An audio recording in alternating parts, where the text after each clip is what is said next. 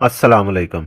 आज की इस वीडियो में हम बात करेंगे कार्बेक्स प्लस सिरप के बारे में कि कार्बेक्स प्लस सिरप का इस्तेमाल किन कंडीशंस, किन बीमारियों या किन अलामात में इस सिरप को मद्देनज़र रखा जाता है, इसका डोज क्या है, इसका तरीका इस्तेमाल, किन बीमारियों में इस सिरप का इस्तेमाल या तो बिल्कुल नहीं करना चाहिए या बहुत एहतियात से करना चाहिए और इसके साइड इफेक्ट्स क्या हैं। This is doctor Irfan from Medi Health Enterprises और इस चैनल पर आपको सिर्फ मेडिकल और हेल्थ से रिलेटेड ही वीडियोज़ मिलेंगी। तो वीडियो स्टार्ट करते हैं कार्बेक्स प्लस सिरप के इंट्रोडक्शन से। कार्बेक्स प्लस सिरप का इस्तेमाल जो है वो बलगमी खांसी और खुश्क खांसी दोनों में किया जाता है, चाहे बलगम बहुत ज़्यादा निकल रही हो, किसी भी कलर की हो, पीले कलर की या हरे कलर की, या इसके अलावा फिर नज़ला ज़ुकाम साथ हो। और ऐसे पेशेंट्स जिनको दिन के वक्त तो खांसी पे कंट्रोल हो, लेकिन जैसे ही रात होती जाए आहिस्ता आहिस्ता खांसी छिड़ती जाती है और ये रात के वक्त बहुत ज़्यादा तंग करती है।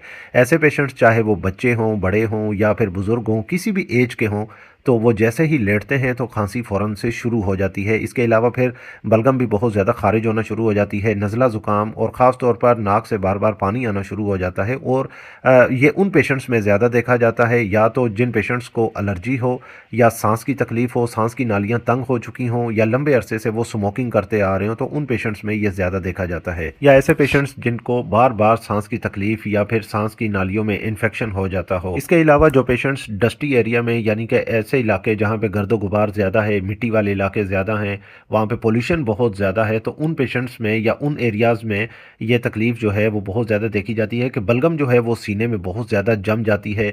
सीना बिल्कुल जकड़ा जाता है, सीने में बलगम जमी रहती है, सीने में जो है वो सीने से बलगम जो है बाहर निकलती ही नहीं है। पेशेंट बहुत ज़्यादा इरिटेट महसूस करता है और ये तकलीफ़ जो है रात के वक्त बढ़ती जाती है। तो उन पेशेंट्स में फिर कार्बेक्स प्लस सिरप का अगर हम इस्तेमाल करवाते हैं तो फिर कार्बेक्स प्लस सिरप के इस्तेमाल करवाने से जो म्यूकस है, यानी कि जो बलगम है, वो पतला पतला करके निकलता रहता है और सीना साफ हो जाता है। क्योंकि ये सिरप जो है ये म्यूकोलाइटिक एजेंट है। म्यूकोलाइटिक किसको कहते हैं हम? म्यूकोलाइटिक जिसमें बलगम को तोड़ने की या बलगम को पतला करने की सलाहियत होती है। तो इसमें जैसा कि एक्टिव इंग्रेडिएंट कार्बोसिस्टीन भी है और प्रोमेथासिन भी है। जो कार्बोसिस्टीन है वो म्यूकस को ब्रेक डाउन करती है, यानी कि बलगम को पतला पतला करके सीने से निकालती है, तोड़ती है, और पेशेंट जैसे जैसे खांसी करता रहता है वो बलगम का सारा खराज हो जाता है। चाहे वो बलगमी खांसी हो या खुश खांसी हो, दोनों में इस सिरप का इस्तेमाल बहुत ज़्यादा फ़ायदेमंद रहता है।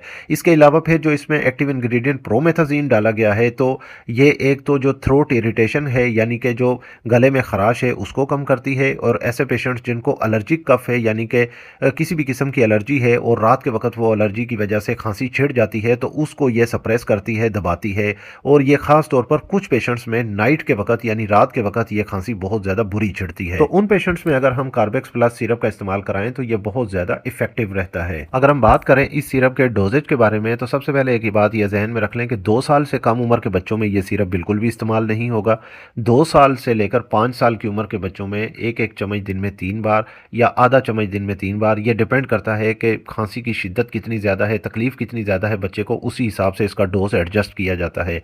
आधे चम्मच से लेकर 1 चम्मच दिन में 3 बार दिया जाता है। फिर ऐसे बच्चे जिन बच्चों की उम्र 5 साल से लेकर 15 साल की उम्र के दरमियान है, तो उन बच्चों में 1.5 चम्मच से लेकर या 2 चम्मच से लेकर दिन में 3 बार ये दे सकते हैं। फिर जो बालिग अफराद हैं, बुजुर्ग अफराद हैं, उनमें 2-2 चम्मच या 3-3 चम्मच दिन में 3 बार दे सकते हैं। लेकिन ये सब डोज जो है डिपेंड करता है पेशेंट की कंडीशन पे कि तकलीफ कितनी ज़्यादा है, शिद्दत कितनी है खांसी की, उसी हिसाब से इसका डोज जो है दिन में डिवाइड करके इसको एडजस्ट कर दिया जाता है। अगर हम इस सिरप के इस्तेमाल का ड्यूरेशन देखें तो इस सिरप को ज़्यादा से ज़्यादा 3 to 5 डेज़ तक शार्ट ड्यूरेशन के लिए या फिर 5 to 7 डेज़ या 10 to 14 डेज़ तक इस्तेमाल किया जाता है। अब 10 to 14 डेज़ यानी कि 10 से लेकर 1 हफ्ते से लेकर 2 हफ्ते तक उन पेशेंट्स में लग जाते हैं जिनमें म्यूकस जो है वो बहुत ज़्यादा थिक होता है, ब्रोंकाइटिस यानी कि सांस की नालियों में बहुत ज़्यादा इन्फेक्शन होता है, तो उन पेशेंट्स में, या ऐसे पेशेंट जो क्रॉनिक स्मोकर होते हैं, बहुत लंबे अरसे से स्मोकिंग करते आ रहे हैं और उन पेशेंट्स में फिर लंग्स में इन्फेक्शन भी ज़्यादा है, तो उन पेशेंट्स में फिर ये 10 to 14 डेज़ ले सकता है।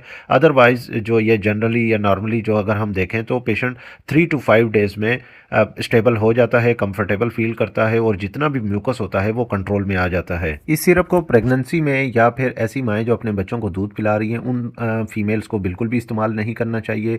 वो फीमेल्स जो हमेशा डॉक्टर के मशवरे के मुताबिक ही इसका सिरप का इस्तेमाल करें।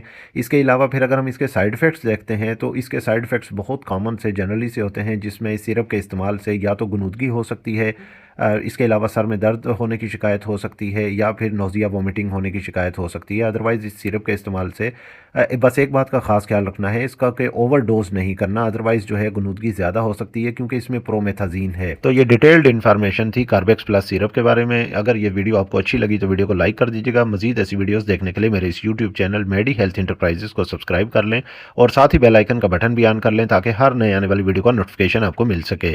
तो मिलते हैं नेक्स्ट वीडियो में, तब तक के लिए अल्लाह हाफिज़।